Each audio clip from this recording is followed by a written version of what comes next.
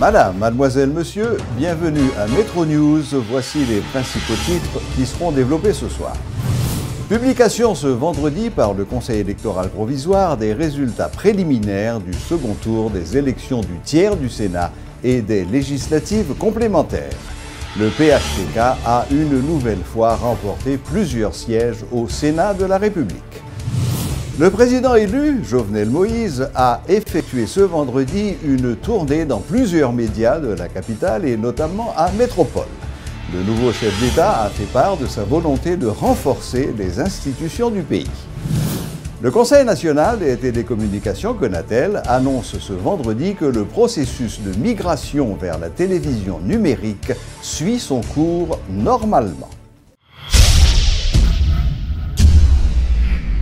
Comme il l'avait annoncé, le Conseil électoral provisoire a rendu public les résultats préliminaires du second tour des élections du tiers du Sénat et des législatives complémentaires. Selon ces résultats, des candidats du parti haïtien Tête-Calais sont placés en première position dans plusieurs départements. Voici quelques résultats par département. Dans le département de l'Ouest, le chroniqueur sportif Patrice Dumont est en tête avec 57,4% des votes. Il devance Fednel Monchéry du PHTK. Dans l'Artibonite, le député Gracia Delva mène la danse avec 53,85% des votes. Au niveau du centre, le candidat du PHTK, Rony Célestin, a obtenu 49,59% des voix. Dans la Grand'Anse, Jean Rigaud-Bélisère du Consortium est classé en première position avec 52,83% des votes. Dans les NIP, Denis Cadeau de Bouclier obtient 59,49% des votes. Dans le Nord, c'est Jean-Marie Ralph Fétière du PHTK qui mène la danse avec 56,34% des voix. Dans le Nord-Ouest, c'est encore un autre candidat du PHTK qui est en tête. Il s'agit de Kedler Augustin. Le président élu, Jovenel Moïse, a rendu ce vendredi une visite de courtoisie à Radio-Télé Métropole. Une visite qui visait à harmoniser ses relations avec la presse. À cette occasion, le nouveau président a fait part de sa volonté de renforcer les institutions du pays. Suivez un extrait de la conversation qu'il a eue avec le président-directeur général de Radio-Télé Métropole, Richard Widmayer. Notons que le président élu a visité plusieurs autres médias dans le cadre de cette tournée. Après 22 mois de campagne, j'ai appris beaucoup de choses, j'ai compris aussi beaucoup de choses. Et moi je pense que le pays, premièrement, faut nous institutionnaliser le rapport. Je pense que c'est un plus gros bagage qu'un chef d'État qui a quitté le pays. Renforcer l'institution et institutionnaliser les rapports. Parce que, premier tête chargée que nous avons, nous avons un problème informel là, il est trop loin, même au plus haut niveau de l'État. Et visite moi matin, c'est un point important pour me venir dire la presse, que moi-même je parle pour nous travailler ensemble.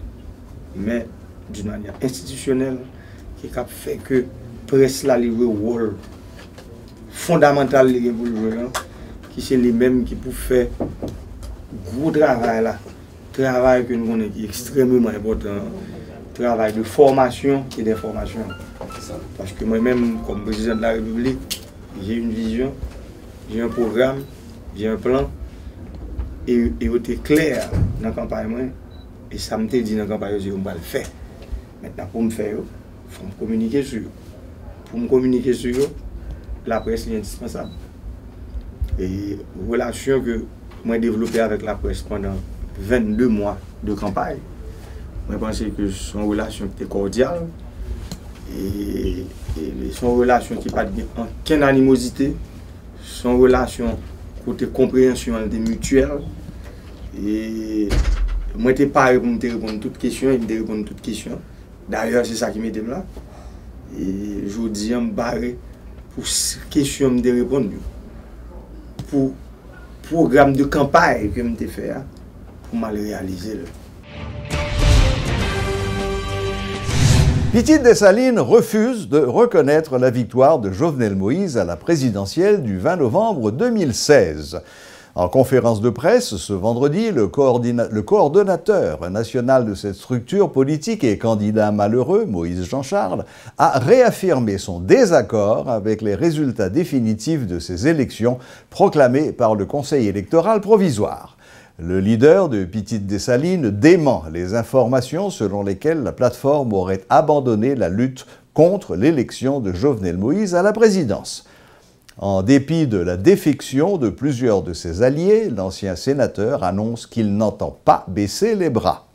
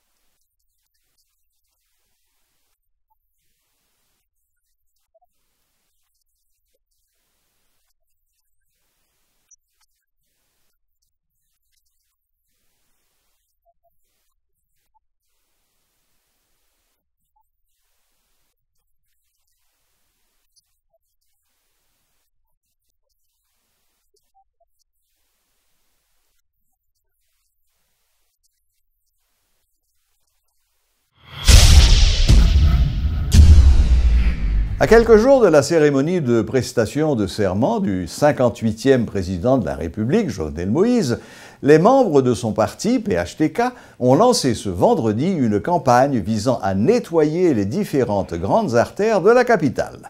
Dans le cadre d'une rencontre avec les journalistes, la présidente du parti PHTK, Yannick Mézil, a déclaré que 1200 personnes sont mobilisées pour la réalisation de ce programme qui se fait de concert avec les mairies. Cette campagne débute ce vendredi à partir de 4 h de l'après-midi pour prendre fin lundi soir, la veille de l'investiture de Jovenel Moïse.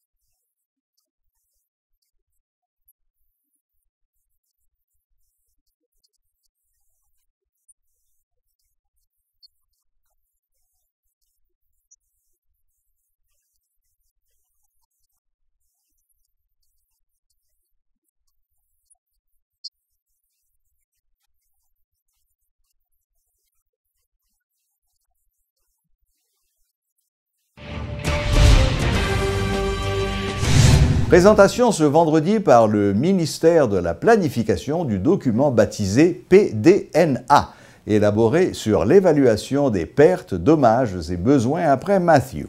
Cet outil, qui sera légué à la prochaine administration, a été conçu en collaboration avec des partenaires internationaux dont le PNUD et l'Union européenne. Selon le ministre Aviol Fleuran, ce document est d'autant plus important qu'il contient des recommandations claires et propose des stratégies de relèvement. L'évaluation a retenu comme ligne directrice les choix et orientations stratégiques de développement du plan stratégique de développement d'Haïti en priorisant la stratégie régionale de développement de la péninsule sud d'Haïti. Il s'agit ici de reconfigurer et de rééquilibrer le pays sur les plans territorial et institutionnel en vue d'améliorer le cadre et le niveau de vie de la population dans la perspective d'une double refondation économique et sociale. Toutefois, compte tenu de l'impact macroéconomique du cyclone Mathieu, de la baisse des flux de capitaux mondiaux, de la diminution de l'aide externe, trouver d'une part 2,7 milliards de dollars américains pour relever le Grand Sud et autant, voire plus, pour planifier le développement du pays, ne relèvera pas d'un exercice facile. Nous sommes dans un contexte d'annulation de la dette où le pays, face aux engagements pris, notamment envers les institutions de Bretton Woods, n'est pas récipiendaire de prêts, mais plutôt de dons. Or, les grands chantiers du développement requièrent de grands flux de capitaux. Sinon, on risque de sombrer dans une logique d'assistanat susceptible de compromettre le développement. L'heure est donc aux décisions politiques justes, saines, éthiques, qui vont dans le sens de l'assainissement des finances publiques. Il nous faut aujourd'hui trouver une opportunité historique de développer une coopération stratégique à long terme avec des partenaires clés, tous les partenaires indistinctement, des partenaires désireux d'injecter dans l'économie nationale de grands flux de capitaux destinés à briser la relation de dépendance qui a marqué notre insertion dans le système économique mondial. Il nous faut également la coopération à caractère stratégique fondée sur une relation de confiance dans le sillage de la bonne gouvernance. La transition vers la télévision numérique suit son cours selon le Conseil national des télécommunications Conatel. Le directeur du Conatel, Jean-Marie Altema, a mis l'accent sur l'état d'avancement des travaux qui ont été réalisés dans le cadre de l'expérience pilote de transition vers le numérique. M. Jean-Marie Altema a rappelé l'importance de cet exercice dans le domaine de la télécommunication et appelle la population à collaborer avec le Conatel.